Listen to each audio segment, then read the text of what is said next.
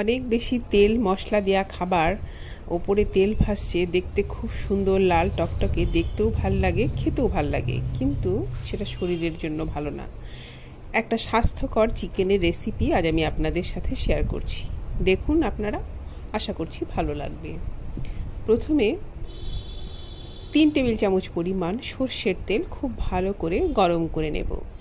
তেল যখন এই রকম ধোঁয়া উঠতে শুরু করবে তখন ফ্লেমটাকে অফ করে এর মধ্যে আমি দিয়ে দেব গোটা শুকনো লঙ্কা আর গোটা গরম মশলা। গরম মশলার মধ্যে আমি নিয়েছি দারচিনি, ছোট এলাচ, লবঙ্গ, কয়েকটা গোলমরিচ। এবার আমি এই তেলটাকে ঠান্ডা করে নেব। শুধু এই তেলটুকু দিয়েই কিন্তু আমি রান্নাটা করব। এবার একটা কড়াতে আমি এখানে 5টা ছোট সাইজের পেঁয়াজ, 5টা পেঁয়াজ আছে, একেবারে কুচো করে কেটে নিয়েছি। আমি আজকে 1.5 কিলো চিকেন রান্না করব, সেই পরিমাণ করে সব কিছু নিচ্ছি। একটা তেজপাতা ছিঁড়ে দিয়ে দিলাম। এখানে আমি দিচ্ছি এখন রসুন আর কাঁচা লঙ্কা বাটা, এটা দেব 4 টেবিল চামচ পরিমাণ। রসুন ও কাঁচা লঙ্কা আমি একসাথে পেস্ট করে নিয়েছি। তারপরে আমি দিয়েছি 2 টেবিল চামচ পরিমাণ আদা বাটা। হলুদ গুঁড়ো দিলাম, ঝাল লাল লঙ্কার গুঁড়ো দিলাম, ধনের গুঁড়ো দিলাম 2 টেবিল চামচ, আর জিরের গুঁড়ো দিয়েছি 1.5 টেবিল চামচ। কাশ্মীরি লঙ্কার গুঁড়ো দিলাম কালারটা অ্যাডজাস্ট করার জন্য। আর এখন দিচ্ছি গরম মশলার গুঁড়ো, এটা আমার হোমমেড গরম মশলা, এটা দিলাম আমি 1 চামচের একটু কম। আর ওই যে তেলটা গরম করেছি সেখান থেকে আমি 2 টেবিল চামচ পরিমাণ তেল এই পেঁয়াজের মধ্যে দিয়ে দিলাম। আর পরিমাণ করে আমি লবণ দিয়েছি। সব উপকরণের সাথে পেঁয়াজটাকে ডলে ডলে খুব ভালো করে আমি মেখে নেব। যেহেতু পেঁয়াজ এখানে ভাজা হবে না, সেই জন্য পেঁয়াজটাকে এইভাবে ডলে ডলে নরম করে মেখে নিতে হবে। খুব অল্প তেল দিয়েই এই রান্নাটা হয়ে যাবে। খেতে কিন্তু যে কোনো রেসিপির সাথে আপনি এটাকে কম্পেয়ার করতে পারবেন, এটা খেতে কিন্তু এতটাই ভালো হবে। এবার আমি এটাকে কারি কাট করে চিকেন নিয়েছি, 1.5 কিলো চিকেন এখানে আছে।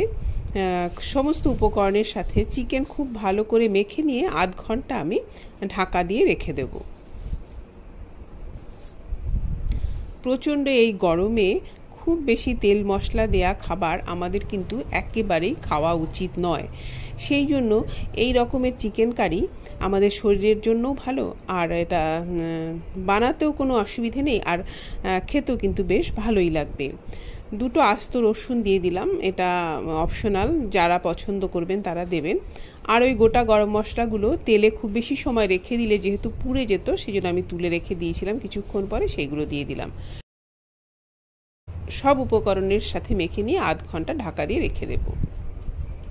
এবার যে আমি তেল গরম করেছিলাম সেই তেলের থেকে 2 টেবিল চামচ পরিমাণ তেল আমি চিকেন মাখায় দিয়েছি, আর এখানে দিয়ে দিলাম বাকি তেলটুকু, কড়াটাকে ভালো করে কোটিং করে নেওয়ার জন্য, আর কিছুই না।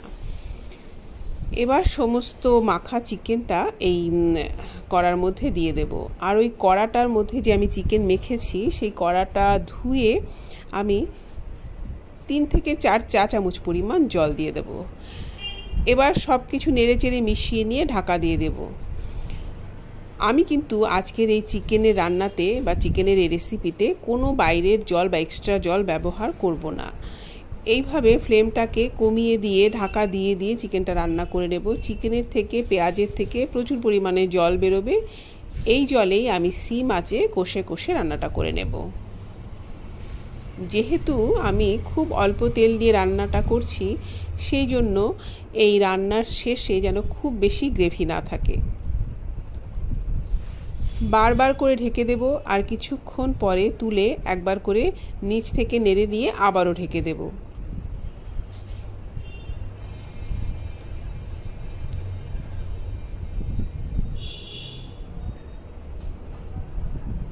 এত কম তেল দিয়ে রান্নাটা আমি করব, কিন্তু রান্নার শেষে আপনারা কেউ বুঝতেই পারবেন না যে এই রান্নাটা এত অল্প তেল দিয়ে হয়েছে।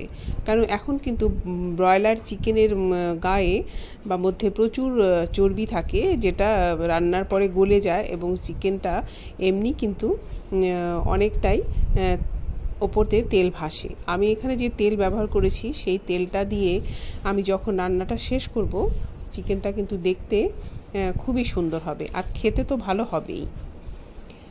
আমি এখানে আরও একটু লবণ দিয়ে দিলাম, আমার এখানে লবণটা একটু কম হয়েছিল, আমি আর একটু লবণ দিয়ে দিলাম। আবারও নেড়েচেড়ে মিশিয়ে ঢাকা দিয়ে দেব। যতক্ষণ না চিকেন সুন্দর সেদ্ধ হচ্ছে ততক্ষণ আমি এটাকে রান্না করব।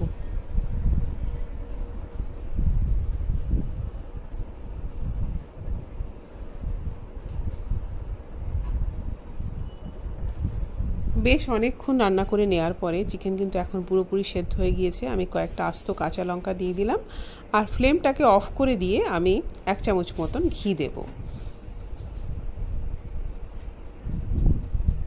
গরম গরম ভাতের সাথেও আপনি এটা সার্ভ করতে পারবেন, রুটি পরোটার সাথেও সার্ভ করতে পারবেন, খেতে বেশ ভালোই লাগবে। প্রচণ্ড এই গরমে এই ধরনের চিকেন বাড়িতে বানিয়ে দেখবেন, খুবই ভালো লাগবে। আমি আশা করছি আমার আজকের রেসিপিটি আপনাদের ভালো লেগেছে। আজ এই পর্যন্তই, আপনাদের অনেক অনেক ধন্যবাদ।